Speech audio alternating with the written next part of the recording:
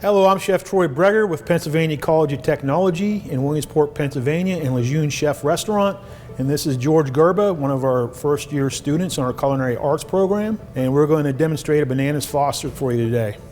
And George is going to start by just melting the butter in the pan. What George just did, he just added the brown sugar, and now he's going to add just a pinch of the cinnamon. For each bananas foster, we're going to use one banana. And what he's going to do is he's going to cut the tips off the banana. He's going to peel it, cut it in half lengthwise, and then in half. We're going to saute the bananas for about half a minute to a minute on one side. Then we're going to flip them and cook them on the other side so they're well coated. Also, this time we're going to add the banana liqueur. The banana liqueur has a low alcohol content, so it will not flame.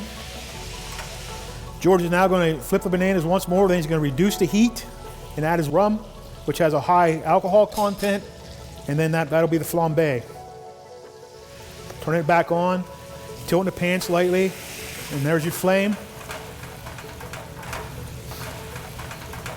We're going to serve the bananas fosters with a little bit of vanilla ice cream and a little sprig of mint for garnish, and your classic bananas foster.